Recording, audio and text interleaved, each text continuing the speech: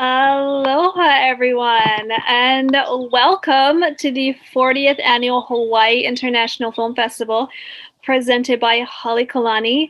And today's first screening as part of HIFF's Film for Thought series in partnership with the Hawaii Council for the Humanities.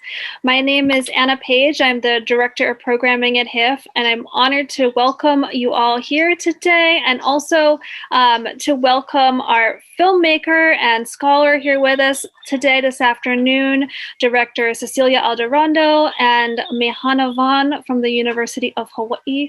We are really, really honored to have both of these folks with us today to hold this discussion and hold this space. So I just have some housekeeping bits, and then I'm going to introduce Aiko Yamashiro from the Hawaii Council for the Humanities to say a few words about the program and to better introduce today's speakers. Again, this film is part of our Film for Thought program in partnership with the Hawaii Council for the Humanities, designed to combine thought-provoking film with scholarly discussion. It's a really, really wonderful program. We have 5 films as part of this series, and if you would like to find out more, you can go to the Spotlights page on HIFF.org and click more to find out about the Film for Thought program. You can also read a companion essay by scholar Mehana Vaughn that's available on our website on the Landfall listing and also on that Film for Thought page. Just a couple more bits before we go. I want to remind everybody we are still doing our HIFF Audience Award this year. So if you would like to vote for the HIFF Audience Award presented by Hawaii News Now, you can actually go to hawaiinewsnow.com/HIFF and cast your ballot.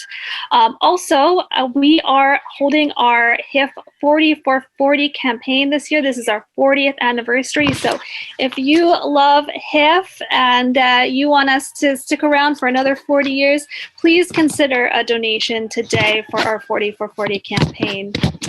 I think that's pretty much it for me today. Please check out some of our other Film for Thought programs this year if you get a chance. They're all available on demand online during this week. And you can also find a full schedule of the other talks in this series.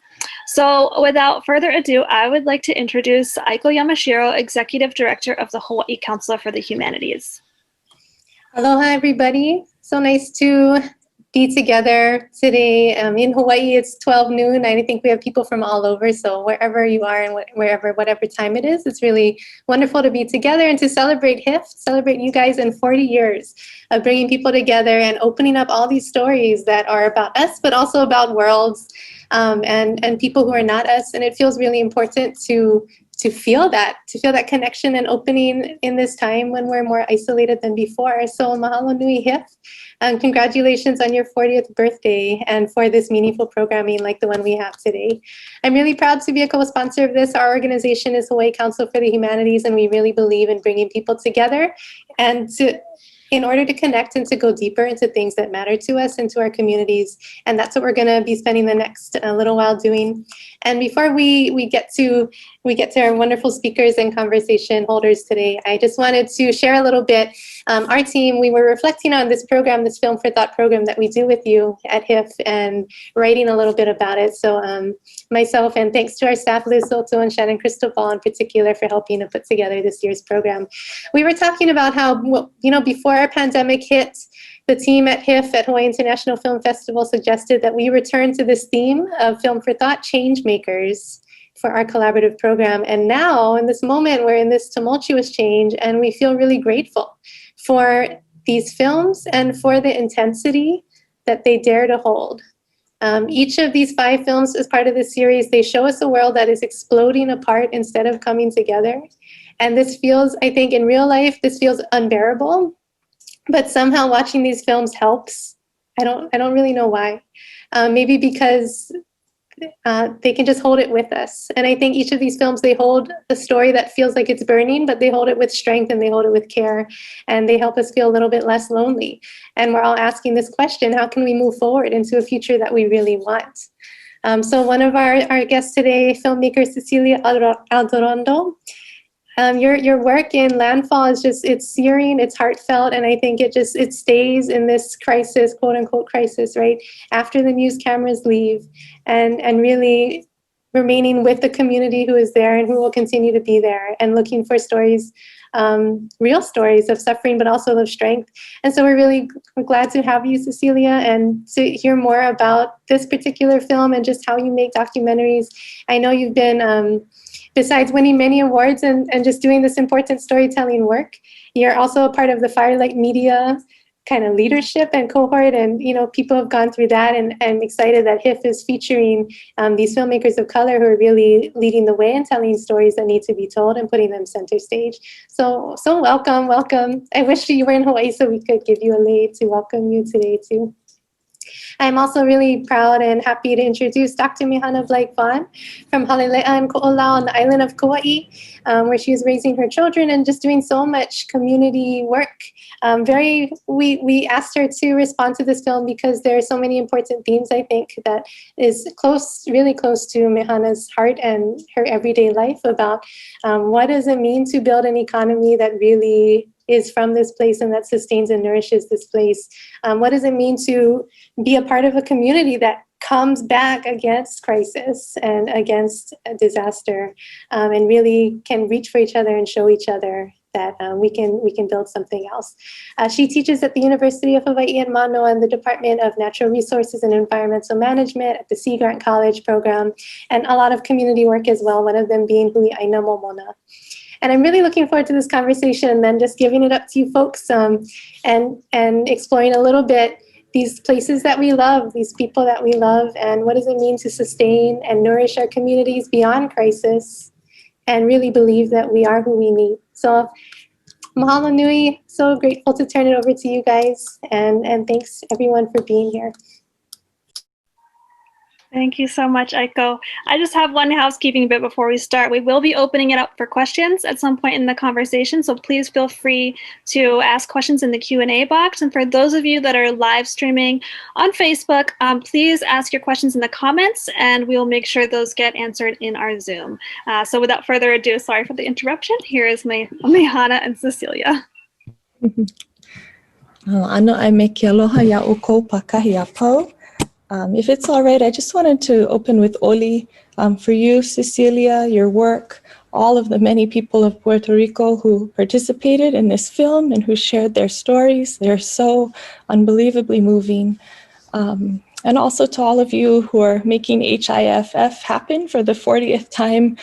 Growing up in a small community, rural here on Kauai, I remember going to the theater to watch films as a child that I never, in parts of the world, I never would have connected to.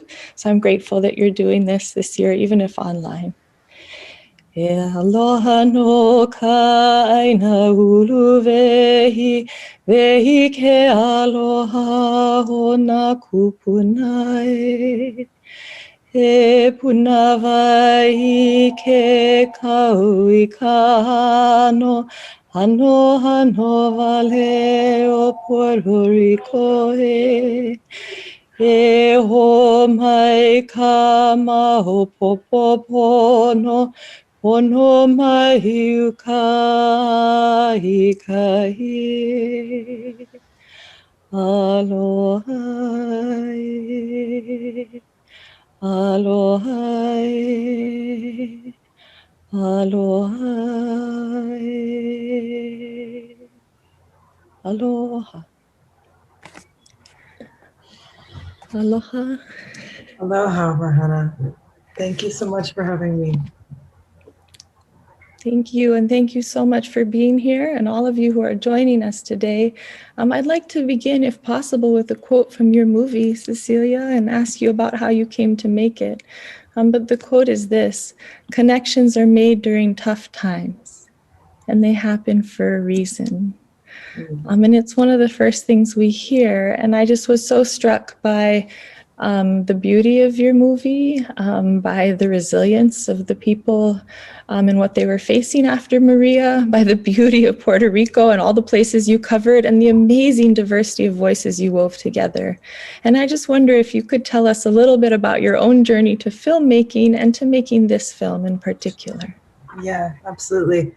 Well, the first thing thanks for noticing that line. It's sort of quietly delivered and not everybody picks up on it. But I think in this particular moment in which we all find ourselves, really, the crises that were pre-existing. I talk about the pre-existing conditions of crisis. That in many communities, crisis is nothing new. But I think we're living in this moment where it is becoming globalized and felt by so many of us across territories and it's connecting us actually to one another in a certain way. And I think that, in moments when it can seem so demoralizing and frightening and anxiety producing and dire, the weird thing is that we do find our way to one another through shared experience and shared consciousness of what other worlds we really want. So I think for me, I am Puerto Rican via diaspora. So, like many colonized people, I'm the product of what I consider to be a forced migration. And so what I mean by that is that my parents moved outside of Puerto Rico shortly before I was born, and I was raised outside of Puerto Rico, and I've never lived there. But I've visited, like many children of migration, going back and seeing my family, and so when the hurricane hit Puerto Rico, it was deeply impactful for me. I had a lot of family that were there, and I had this, a lot of Puerto Ricans, will sort of talk about having very bifurcated experiences, whether if you were there or if you were outside. Those of us who were outside were experiencing the hurricane via these really, quite traumatizing media images that, and in a certain way, I talk about a kind of disaster playbook of, it seems like the media wants to only show us certain kinds of images of disaster. And yet at the same time, I didn't know what was happening with my own family because the communication lines were down. And, my grandmother, who was already in a wheelchair at that point, a few months after the hurricane, ended up passing away. And so there was a lot that was very personal to me. And I was really, really dissatisfied with the way that people were talking publicly about Hurricane Maria, even though it made global news. It was really sort of reduced to, a president coming and throwing paper towels at us, and just a few really, dramatic images of suffering. But it really, it was so simplistic, and I felt because I had been very concerned about the economic crisis that Puerto Rico was already in before the hurricane, I was just very aware of how impoverished the narrative was. And so, I'm a filmmaker and an activist, and it just felt like this is something that I have a capacity to do. But I will say also that I did not make this film alone by any means. And, that line that you began your question with, that line was actually uttered by someone else who was my collaborator on the film, who's an activist named Lala Namaro Pastor. And it's very important for me to center that this film is effectively a conversation between two Puerto Ricans, one of whom, like me, has been displaced by migration, and a Puerto Rican who has lived their whole life in Puerto Rico and who still lives there. And we made the film in collaboration with one another. And before the hurricane, we'd never met. And so that, that solidarity that really came about through the pain that we were in a way sharing, that brought us together. It's both behind the scenes and quite literally in the film. And so there's a kind of breakdown of those traditional divides between art and life. I really appreciate your thoughtfulness about how you were drawn into this and about the different roles we play and the different positions we have to our own home and the perspectives and opportunities that creates and what we call in Hawaii kuleana, the responsibilities. And I will say that recently I've been working with more Puerto Rican scholars, and when I raise your film, not only do they say, we love it expresses us, but they say, I helped, I was part of it. You know, people like Isabel Rivera Colazo and, you know, people really felt enfolded in this film, and it clearly was such a huge effort that you brought so many together. I wondered, you know, one of the things that comes through really clearly is the power and creativity and strength of the community organizing.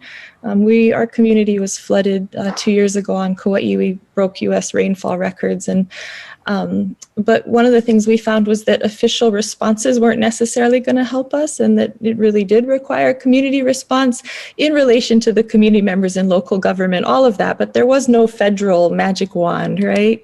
And I was wondering if you could talk more about the community responses. And there was a mountain community that was surveying people door to door, I remember, and hiring local youth. And just if you could share a bit about what it was like to document that and the kinds of things people were doing at all levels. Yeah, I mean, this was part of, I think, a major motivator for not just the fact of making the film, but the way we made the film.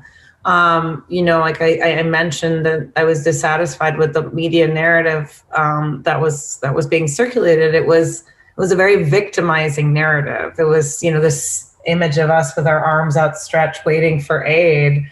And what we found, and what was very, you know, anyone who was trying to respond to the hurricane knows this, that it was people helping other people and literally saving one another. And that's a major theme of the film. And, you know, it really is a case study in institutional failure. I mean, and what happens when people step in. And, you know, it's a paradoxical thing, because on the one hand, it is an incredibly beautiful story when you study Puerto Rico, and I'm sure there are, you know, I know we have many analogs in our histories between Hawaii and Puerto Rico, and this is one of them, of communities knowing full well what is right for themselves and knowing how to care for one another and actually having quite incredible solutions. But it's also a tragedy in the sense that it shouldn't be that way. It's people shouldn't have to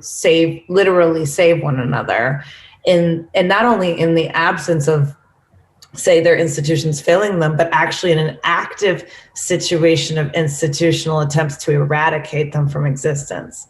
Because that's, you know, really what we're also trying to signal in the film, is that this is not neutral ground. You know, what's been happening in Puerto Rico has been an orchestrated crisis that again pre-existed the hurricane, of dismantling what little protections people did have. So, you know, I think that is the sort of double-edged sword of this community-driven story. But I will say that, you know, Puerto Rico is full of, you know, it's just so funny to me to see how in the rest of the United States, suddenly people, you know, within the COVID pandemic are talking about things like mutual aid, which was a phrase that, you know, really wasn't circulating very widely before COVID, even though there are people who were very committed to it before COVID, but it wasn't in the mainstream discourse. And in Puerto Rico, there's a whole movement around mutual aid projects and people and across sectors, whether it's environmental concerns or educational projects or food, or, you know, it's sort of like a, you know, highly interdisciplinary. And so, you know, that is part of also what we wanted to do with the film, was to demonstrate that communities that are usually gazed upon, pitied, or taken advantage of are in fact are teachers, and in fact really have much to show the rest of the world what it's like to, you know, what can be possible when you come together. And I hope as we go on and in our discussion, you might share some of the examples that were, most moving to you or inspiring, or that might be lessons to other places as well. And then we probably only have time for one more question before we get to open up to the audience, which is so exciting. But yeah, I wondered about that, sort of hearing more about some of these examples and situations, and how they're doing over time and what they offer other places. I also was really struck by these sort of new forms of imperialism. You talked about pre-existing conditions, and there were many we recognize, like the bombing of El Yunque, and then the sort of fleeing of people from the US to have second fancy homes and developments in Puerto Rico that are very armored. And then Bitcoin came up in many ways that I think people may not anticipate in many places as sweeping into their communities. So yeah, those are just some things I was wondering about. Yeah. So, I mean, one of the things that we talked about when making the film, when we were editing, we put a sign on the wall that said, "This is an old story." And part of what we were keen to demonstrate is that there are these cycles of, colonialism is a very, very old, centuries old project globally. And people don't talk about Puerto Rico as a colony, which is effectively what it is. And so, there was this kind of these twin goals where on the one hand, we wanted to demonstrate that there were these new, well, let's put it this way. I think that there is a tremendous amount of political power in understanding your history when the forces at work are bent on erasure and bent on erasing your knowledge of what came to pass. It's so much, the present becomes that much more legible. And so, for example, in Puerto Rico right now, or the sort of most recent wave of conversation about economic recovery has centered around, a story of recovery that seems rather banal, like things like, new tax laws, for example. And it doesn't look necessarily like a band of marauders coming in and, kicking people off their land or rounding people up or anything like that. It's a much more insidious form of colonialism. And so, part of what we wanted to show was, and, the thing is that these tax laws, which is, the most aggressive tax laws in the entire world for American citizens. If you are a wealthy person and an American and you want to pay less, you want to hide your money, basically, Puerto Rico is the place for you, because you will pay 0% capital gains tax, 0% federal income tax, 4% corporate tax. They're incredibly liberal tax pro not paying taxes laws. And so the conversation post Maria with this new arrival of cryptocurrency evangelists was really couched in a rhetoric of economic recovery, of saying technology is going to save us, technology is going to help Puerto Rico get back on its feet, when in fact it really is all about those tax laws, and it's I think of it as a kind of Trojan horse, and to go back to what I was saying in the beginning about history, we at certain points in the film deliberately tried to show that there were other projects that pre-existed these, that this new project of inviting people in the favor, with a story about new technology, is part of a series of social experiments, if you will, in which Puerto Rico has always been thought of as an economic opportunity to be exploited. And these are this is part of the new economic economy that we're in, right? And so no longer is it about building factories in Puerto Rico like the previous tax laws were about. It's about bringing in, colorful pirates of the Caribbean, as I call them. So, yeah, that's it's many layers of exploitation, and these are the forces that we're contending with. It's really important if we can recognize the new in light of the ancestral experiences of our people that have gotten us to where we are, then we can avoid, ending up in that same place and continue to move to where we want to be together. Let's see, are there questions from the audience we should turn to, or I can ask another? I can answer your question about anecdotes if you would like. Okay, yeah, please do that, and I'll take a look at the chat because the questions are rolling in here. Yeah, please do. Well, I mean, I would say one. The film is a series of vignettes, right? There are a lot of little stories, and I think one of the most moving moments we had while filming was in Vieques, in the island of Vieques, which is, for those that don't know, Puerto Rico is an archipelago. It's not one island, it's several islands. And Vieques is a place that has a long history of U.S. military exploitation. There was a Navy base there that activists succeeded in getting shut down in the early 2000s, but since then has left pollution and like literal, unexploded bombs in the water. And the U.S. Navy was wreaked ecological and economic damage. And, there are two young people that we spend time with, Ura and Nisha, who are a couple who actually met after the hurricane doing relief work. But Ura is from 3 generations of activists, his grandmother and his father are formidable. His father appears in the film.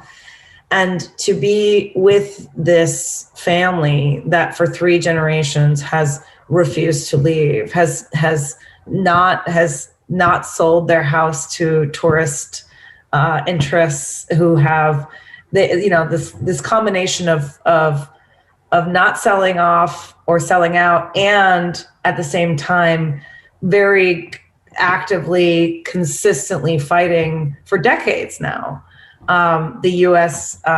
Projects, first militarily, and then with the tourist economy, and they do it with such joy and sense of humor. And we just hung out and had a wonderful time, and it was just amazing to be with them because there's a thing when people, we talk about it in Spanish, tenerlo bien claro. Tenerlo bien claro is like to be like super clear, right? And so when people are that clear, they're very nice to be around. So there's just something like, there's something quite liberatory about, knowing what's really going on and spending time in other ways. So. And for our viewers, they came across as incredibly clear in the movie. And if you haven't seen it yet, I hope you will. And one of the things that really struck me about their story and of El Yunque is, thinking about Koho'olawe, and we have the George Helm film premiering here at HIFF. And George Helm was an activist, Cecilia, who helped to get the bombing of Koho'olawe stopped. But their home in El Yunque is between the bombing site and the toxic waste dump from the Navy. And there's a whole settlement of people located right there. So imagine Koho'olawe with families living there in the midst of all of this. And it is just stunning, and their work is stunning. And the young woman you mentioned, I liked her quote, Maria was like a big mop or broom with bleach. It swept everything away. And she says it with the sort of dualism that I got so much through this film. Like the issues are so stark, the loss was so immense, the number of people, but yet everything was so subtle throughout the film, the ups, the downs, the joys, the sorrows. And she said it in that way, like just everything has been swept away, desolation and also opportunity, like refreshment, opportunity. And it was so captivating, her voice as well as so many others. Yeah, absolutely. Yeah, I mean, I think one of the things is that these moments reveal, we talk about liberatory potential. I think that especially in the moments around the historic protests of the summer of 2019, when the people of Puerto Rico in 12 days ended up coming in and taking to the streets in a series of incredibly creative popular protests, and resulted in, removing a corrupt governor from office. I mean, it's pretty incredible that in 12 days of protests, you have a governor step down. And what I felt, and what I think a lot of people felt, was this incredible energy that actually is quite remarkable when you see, that there is. I think that we are so used to only talking about crisis in miserable terms, as only traumatic, as only. And I think that there's also something about seeing that you're on the cusp of something, but it's also complicated. And that relates to one of the questions I'm seeing show up here, which is, can you talk a little bit about what has changed in Puerto Rico? What positive things have come out of this experience? What has been achieved? And yeah. Well, I mean, I think, Puerto Rico had its own elections just last Tuesday. And unfortunately, the party that of the corrupt governor remains just by a hair. Won the gubernatorial race, so they remain in power, but weakened. And actually, there was a pretty significant wave of progressive candidates from multiple parties. For the longest time, Puerto Rico has been in the kind of strangled hold of this two-party system, which is not the same as the two-party system in the rest of the state side and rest of the United States, in that it's been sort of on the surface divided between the idea of statehood. Do we want statehood, or do we want the status quo of effectively the colony, with very few people wanting independence. And that's been the story sold to people for a long time, that the only thing that could change is becoming a state, and otherwise it's either statehood or the status quo. There's no independence, is not a viable option, or sovereignty or decolonization is not really. And what we have seen is that several candidates, there is a weakening of that sense that nothing can change. Both of the main parties had less than 40% of the vote. So you had a full third of the populace voting another way. So that's pretty significant. And I think that people, I think that we're seeing this globally. Younger people are increasingly disenchanted with what they sense is a mortgaged future. And I think with COVID, we're only going to see that accelerated globally, with climate change, with all these things, with seeing where the economic interests lie. And I think that the young, the current generation of activists in Puerto Rico are incredible, but it's also a really hard time. It's an incredibly difficult time, and the pandemic has only, I keep saying, if the state side, if the U.S. gets a cold, we get, Puerto Rico has pneumonia, so it's not, things are very difficult there still. And that's what I mean. You win some, and then some things are really difficult. And so people just, carry on. One other thing that viewers are wondering about is something that, there are so many parallels between COVID and the hurricane. And one of the things that's emerging in Hawaii is, the importance of agriculture and the importance of growing our own food. I know from a Taino student who works with me at UH Manoa on his PhD that the Taino have an incredibly rich history of agriculture and farming and of fishing, and huge, really place-based tailored traditions to each part of Puerto Rico to surviving there.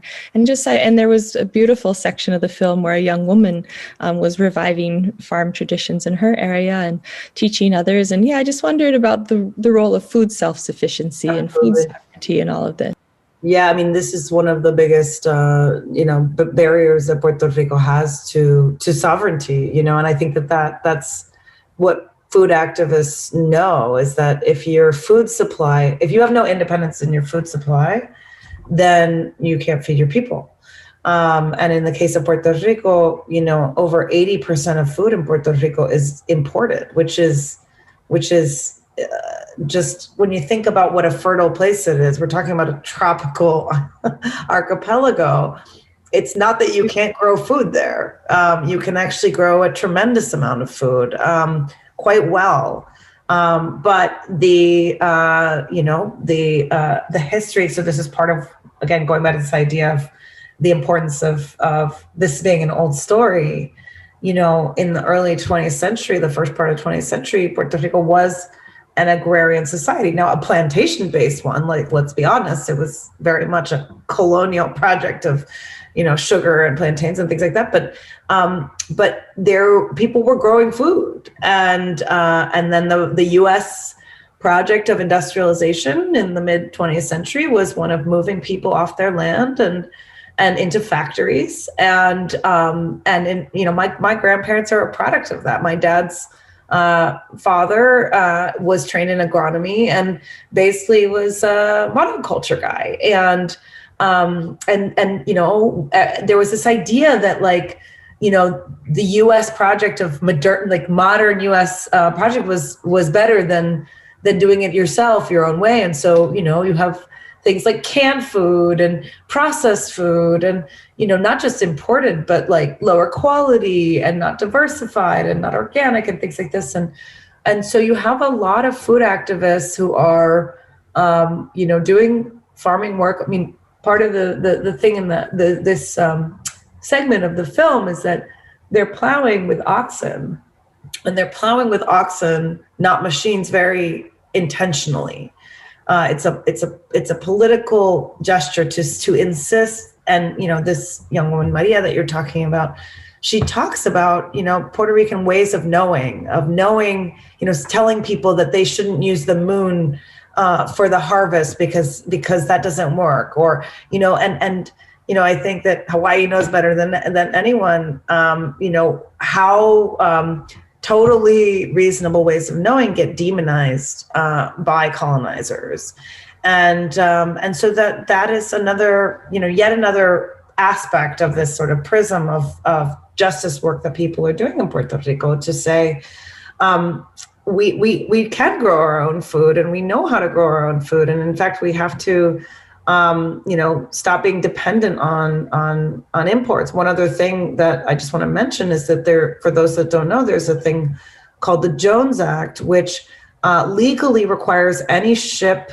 that arrives in Puerto Rico to first dock at a stateside port, so like somewhere in Florida, which dramatically adds to the cost of food. Even aid coming after Maria had to stop at these ports, so it couldn't come straight from, say, the Dominican Republic. So it's this incredibly antiquated, crazy law that could be repealed, that people are constantly advocating for the repeal of, and it serves, you know, U.S. maritime and economic interests, and that's why it's there.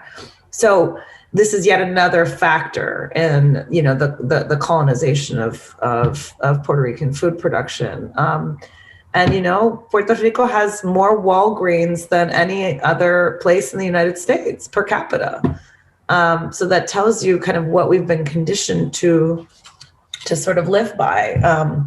And there are a lot of people really trying to, you know, say, we don't want our tomatoes from California or Mexico. We want to grow them here. So.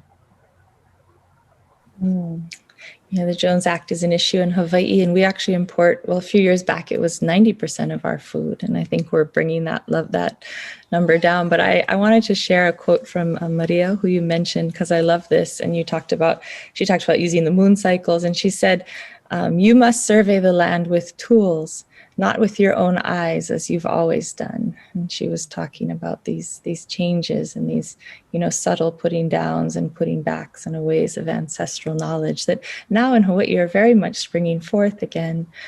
And I think, too, you're talking a little bit about this dance that we're in as well, of being a colonized nation of the U.S. and learning what we can achieve within that framework, and then hitting these walls as we move forward and as we reclaim what we cannot change, what we cannot do. For example, it's really hard to limit the number of visitors in a time like this with COVID, and we're seeing our numbers climb as a result. And we just have very little control over certain things, whereas other places we can make a lot of headway, and that's a dance that we continue to learn from.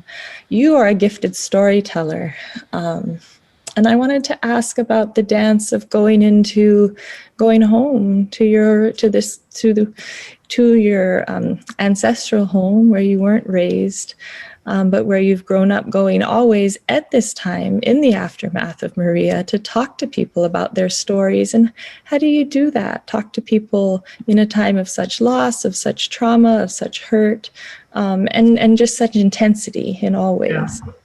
I mean, I think the first thing that we did was always try to be very careful and always adaptable and gentle.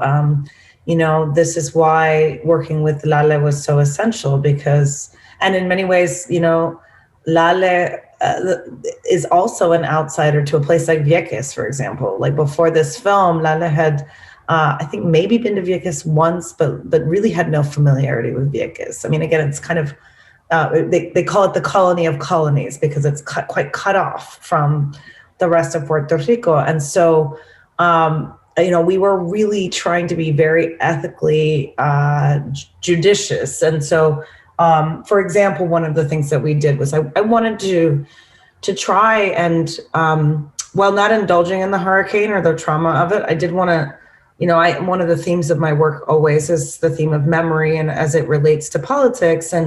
And so I knew that the memories of the hurricane were really important. And I wanted to revisit these memories of the hurricane in a way that wasn't going to re-traumatize people. And I was also very aware that people really, in many ways, did not want to, quote unquote, go there. It was only a few months after the hurricane when we decided we wanted to do this. And so when Lala and I started working together, one of the things I thought about was, I said, I don't think I want to stick a camera in people's faces and ask them to talk about their traumatic memories. And so we said, well, why don't we try and do audio interviews where there isn't a camera in their face and see if that yields a bit more comfort. And we set up a whole thing with, we interviewed, I think maybe a dozen people or 10 people, something like that. And we contacted a social worker, and we had this person present in case people needed counseling after the fact. And what was interesting was that before we even embarked on these interviews, I said to Lale, maybe I should interview you as a kind of experiment, like to see how this would work. And this was at a time when we never expected Lale's voice to be in the film. And that was it was a test interview. It was not meant to be material for the film. And the experience was so profound, and that it ended up being Lala's voice was more important than anyone's. Lala's testimony was more vivid, and so in a way, the whole film is a manifestation of our ethics and of our process. It is very kind of quietly framed as a conversation between two Puerto Ricans who are differently situated.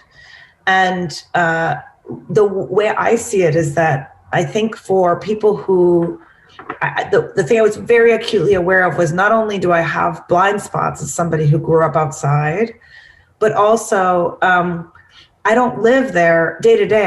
I am not living the crisis in the same way. And even though I have my healing to do, my grief, my anger, my loss of my grandmother, I wept and wept making this film. It was very clear to me that my role wasn't meant to be about my experience. So we structured the film as a decentering. It both speaks to it's very much trying to reach diasporic Puerto Ricans, but it is it is, and anyone else and the rest of you, right? But it also really tries to center the experiences of people living the crisis day to day, and to position in a way both me and you, the viewers, as listeners, as people whose ethical role is to hold space, to show up and not to make it about you. I mean, think about the role of the tourist, for example, the trope of the tourist. And places like, I don't need to explain this to you. Places like ours are put on display for visitors. We are very rarely able to create our images for ourselves, first and foremost. And so this is a film that, it's not that people aren't invited to visit Puerto Rico, but they are invited to experience it on the terms of the people living there. And that includes me. So, you know, at any point when we were making the film, when we were shooting, if we sensed that we were off the mark, we would walk it back and change our plans. You know, we were never trying to push people beyond their limits or disrespect a private space. If it wasn't time to shoot, we didn't shoot. You know, documentary filmmakers can be very invasive, and we didn't want to replicate the colonial legacies of documentary filmmaking, which unfortunately it's very burdened by a kind of colonial gaze. So yeah, we really tried to build it into our methodology, and you know, that's why the film is the way it is. Thank you for sharing that, because, you know, as the film opens with the conversation of those two women on the beach, we can barely see their faces, we can hear, but it feels like, how did I get here? And then after a while, as you move through the film, you feel like, how did I get to be here? Because you're at people's dinner tables, you're in their yards. It is very, very intimate, and you kind of feel like, I don't have anything to bring. I didn't bring food. But the rhythm of this film and the way it unfolds and the sort of the gentleness of it and the quietness of it is very moving, and the fact that we really are taken into people's lives. So thank you for that. And for pointing out that that's not how we normally get to visit. In Hawaii, we have a word, ho'okipa, which is hospitality, welcoming, and ho'o is active. You make something, you make welcome. And, you know, very much people go on their own with their smartphones in an industry that is not of us. And so it's very different. But also when our students talked to families after the floods here on Kauai, we found the same thing. We couldn't video. It was all audio and some photos. And I know we're going to get towards the end of our time, but one thing that people are wondering that I'd love to ask you as a last question is, you know, these sort of disasters are going to keep happening, right? COVID is related, but all of these climate change induced disasters, the hurricanes, the things facing Pacific Islands everywhere, the wildfires, what sorts of lessons emerge from the stories you've told in this film and from your work for communities that are going to experience things like this increasingly often, and for our world in these times? I mean, I think that one thing on a very practical note is that I think that it's weird because in Puerto Rico, I heard people on opposite political sides of the spectrum talking about the hurricane as an opportunity. And so on the one hand, you had economic opportunists who really wanted to think, you talk about the broom and the mop. You know, you saw this in New Orleans after Katrina, for example, that disasters like these become opportunities to gentrify or to displace communities. But there are also opportunities on the other side. There are opportunities for building up systems of resistance, for building up preparedness, strategies, and for developing, really insistent, very sophisticated, you can say, community responses. And so that is, I think in a way, there are certain aspects, certain ways in which things are a little at least politically awkward for some of the opportunists that, people, it's also tremendously, clear for educational transformation, for alertness. And I think part of what I'm seeing also is and what I'm experiencing is a desire to focus on communities from within, and to question the desire to just sort of play along. And I see so much activists across social movements practicing developing strategies of self-care and community care, strategies for dealing with conflict, strategies for, not just organizing in terms of fighting out there. And that's also part of what we tried to show in the film with this intimate gaze, is that I heard lots of people saying we can't be always focused on them. We have to focus on ourselves. And that's also partly why we showed scenes of pleasure and of rest and of relaxation and of people not giving all of their attention away to those that are like vampiric energy suckers, but I mean, we can't sugarcoat it either. We are living in a moment of ever accelerating crisis, and this is what COVID is showing everyone, and there's a phrase in Puerto Rico that I heard a lot, which is "nos tenemos," which is we have each other, and that is something that people are always talking about, is this kind of community care. Individualism is not going to solve climate problems. Like, it's just not going to work.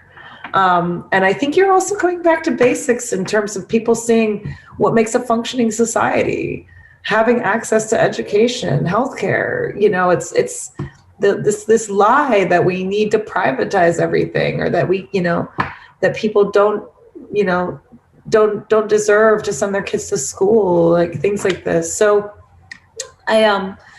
I don't know. I just met with my students today. I'm a professor as well, and we were talking about the election, and it was moving to me to see people that are younger than me, who were very sophisticated in their understanding, and they were feeling relieved, but also feeling really ambivalent and saying, this isn't going to solve everything. And I think that that actually, the aliveness and the sophistication of younger people thinking right now is really is one of the things that I think is, my dad, when he saw the film, that was one of the things that he said. He said it was so cute. He was just sort of like, oh, these young people, I was really impressed by them. And I don't want to be patronizing and, or age myself, but it's true. So, these are hard times, and we have to take care of one another. This is our greatest, I think, asset.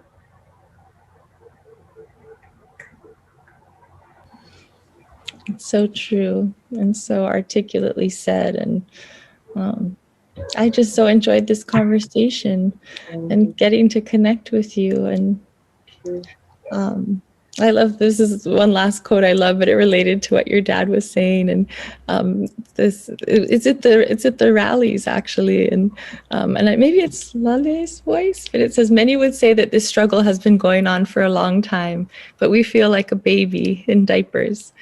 But at the same time that it's cross-generational, and that you're always learning, and that these young ones are bringing such, and when she said this, it was a focus on a really young face, and I think a teenager, and that some of these rallies people have been a part of in these movements all of their lives, and others are born into them, and others are coming for the first time. But I agree with you that what our youth are bringing, and their wisdom and their creativity and the reality that these are the times they know, and the power of that is so very moving, and encouraging, and just a gift to be able to work with them and support in any ways we can. Yeah, I agree. I really it is a thing that keeps us moving along. Yes, it does. It absolutely does. Well, and I'm so grateful that I know it's late there and we're figuring out the time difference and that we're able to make this work all come together. I'm sorry that you had to start earlier than you would normally, but yeah, it's perfect. It's perfect. Hopefully we can do it in person again someday. That would be great. And it's so I good. was in Hawaii about 5 years ago, my in-laws' 50th wedding anniversary, and they want to go back for 55, which is next year. So who knows? Maybe there'll be a film festival rain check in our future. That will be great. Well, I will be here for sure, and we look forward to being in a position to welcome people in a really good way that they deserve for celebrating such important family events and to connect to this place and one another. And to do it the right way. Yes, absolutely. Is there anything you're working on now that you're excited about that people can look out for? Well, I think like many people, this pandemic has me I don't know, busier than ever and then not. And then, it's been a whirlwind of things like this and then teaching. But for a long time, I've been making a film about my high school experience and the experience of being a non-white person growing up surrounded by whiteness. And yeah, it's quite funny, actually. I'm reenacting my high school memories from my traumatized teen years. So it's a very different project, and it's still underway. But COVID has paused everything, as I think we all know. So, but yeah, I think it's just little by little, every day, just trying to get through. That taking time to take care of ourselves, of one another, of our places, always. Absolutely. Yeah. Well, thank you all for inviting me. I appreciate it. I understand it's a lot of adapting that we're doing. Thank you so much for making time to come, and thank you so much for your film. And please convey Hawaii's aloha to those who helped make it possible and those in it. It really was so moving. If you haven't seen it yet, viewers, I really hope you will make the time to watch because it's very vital in helping us think through what we're facing and what we'll continue to face more and more. Yeah, absolutely. Thank you.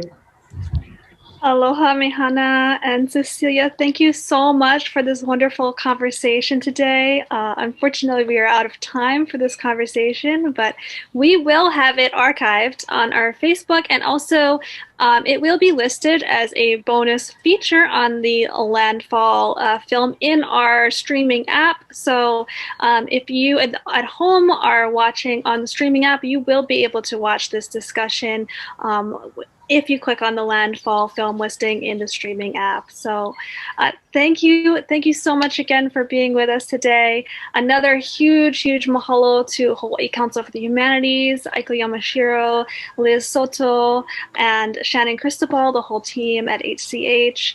And a big mahalo to all of our HIFF members, our HIFF Ohana, our board, and our sponsors that help make HIFF happen. So thank you all so much. And again, for those at home, please check out some of our other wonderful Film for Thought discussions coming up this weekend, next week. Thank you so much. Thank you. Aloha. Thanks. Aloha. Thank you. Thank you.